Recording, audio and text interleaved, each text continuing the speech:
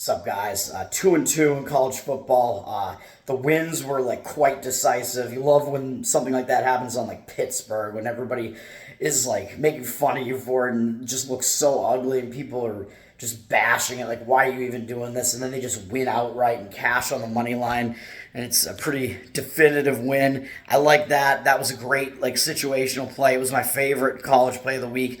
Georgia State, pretty easy, decisive win as well, even though they let it get a little dicey. They were like dominating the whole game pretty much, and they wound up getting things together and extending the lead again at the end. Pretty easy win there. The two losses, both really bad. Washington State, I was completely wrong. I shouldn't have been on it. I'm not shocked that they didn't cover, but I'm shocked that they got absolutely destroyed like that, and that Arizona was able to put in another max effort after what they were coming off of with that 3 OT loss like that. It's pretty shocking. It's shocking that Washington State with Cam Ward was basically held to absolutely no offense. Just kind of crazy to me, but I was completely wrong on that. Shouldn't have been on the card. And NC State, what can you do, man? Like, I like the situational angles there, obviously. The market read, it was why I was on it, but just bad. They just did not do well. They pretty much got blanked in that game. Really bad.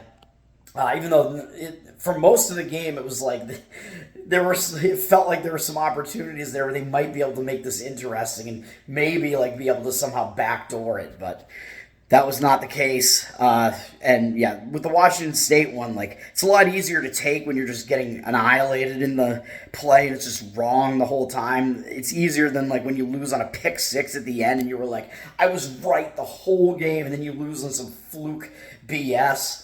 At least with Washington State, it was just wrong the whole time, so it's much easier to take.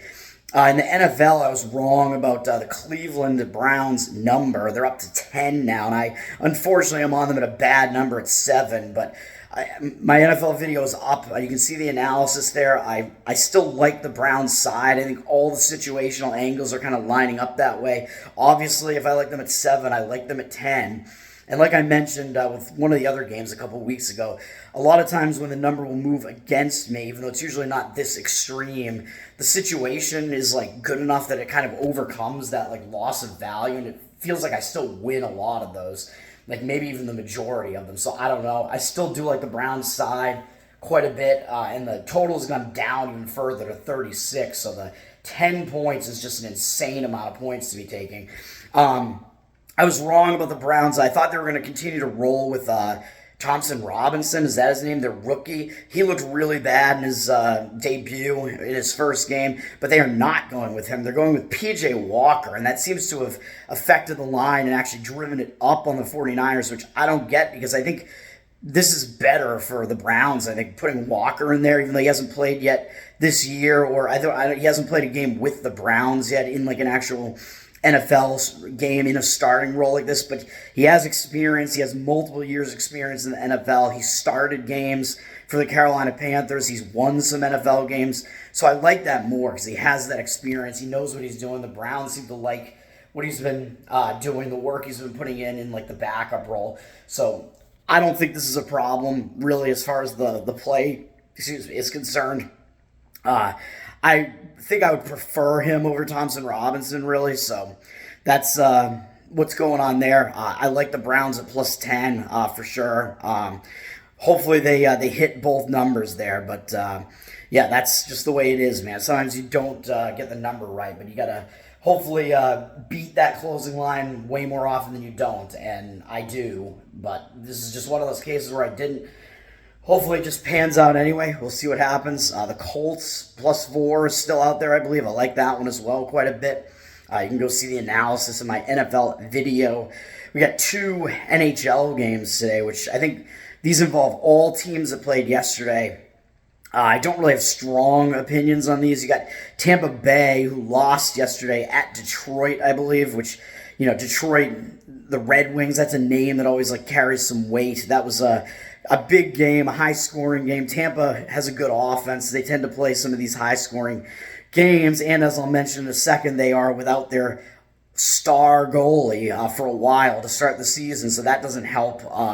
As far as their defense and the amount of goals that they allow goes, they lost 6-4 yesterday. Now they go from Detroit, remain on the road, and they have to play back-to-back road games, now going to Ottawa, which isn't that much travel, but it's still back-to-back road games after you kind of have like a substantial effort in a game. Like the previous game isn't like the greatest spot for them, I wouldn't say. Ottawa also played yesterday and they beat the Flyers. I don't know how great that win really is. A couple of teams that might just be like mediocre, maybe. I don't know how much stock to put into these early season results here.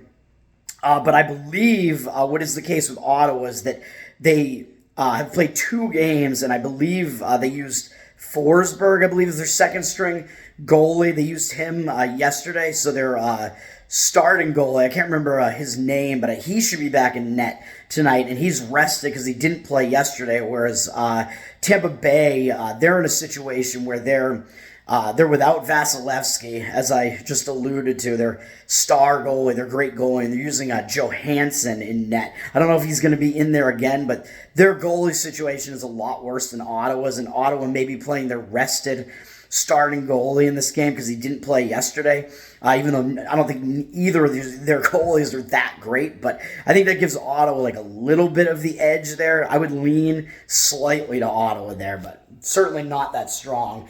And then you got Carolina at Anaheim, which is probably a mismatch. Carolina definitely the much better team. They're a very heavy road favorite, above minus 200 something on the money line.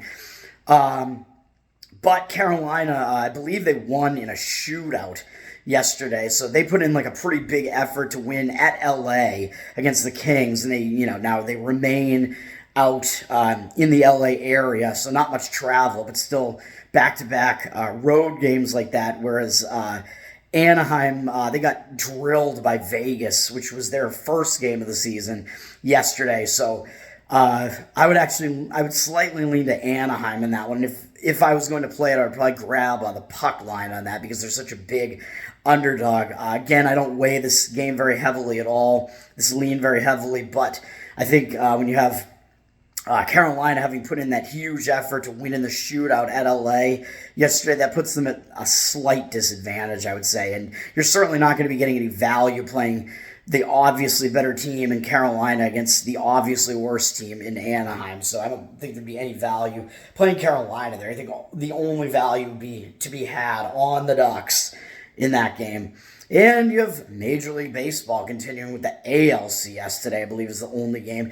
The Rangers and the Astros. And the Astros, they have the edge and the experience. They have played in these big games before. And this is Justin Verlander against Jordan Montgomery. And Verlander certainly has the big game pitching experience as well, even though he is quite old.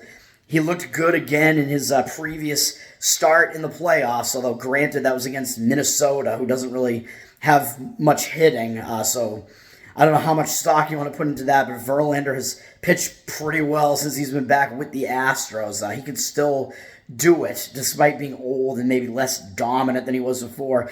His stats, career-wise, lifetime against Texas's hitters, even though Texas is basically all offense, his stats are good against Texas. Their hitters are hitting in the low 200s against Verlander lifetime, even though that goes back a bit, back to when Verlander was a more dominant pitcher than he is now. But still, he's done well against them. Jordan Montgomery has not done as well against Houston, who also has a good offense. Both of these teams can hit. Montgomery, his OBA against the Houston hitters is above 270, which is significantly worse than what Verlander's numbers are against Texas. And you got kind of small money line here, even though it's like, how do you really get value on Houston when everybody knows Houston is good? They're the defending World Series champions, I believe they are. I don't even know at this point. I don't even remember.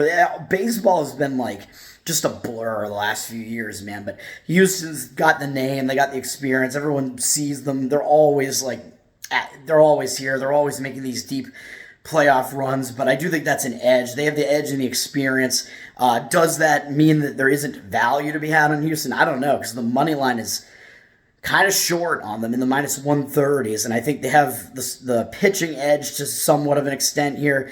I don't think Texas's bullpen is that good, and they have the experience edge, so it's a little bit strange to me where it almost looks too easy to take Houston as well, but that would really be the only way that I would lean in that one. I don't know. None of these are strong, but those are just my feelings on today's slate, and that's going to do it. The NFL card, enjoy all that. Man, the NFL card's really hard to read this week, so I don't love what I'm seeing there either, but the two plays I think are the strongest. The teams that are in the strongest situations, at least I would say, are against teams that are in like the weakest situations, with the Browns and the Colts plus the points. So that's what I can say about that. Enjoy the day of games. Peace.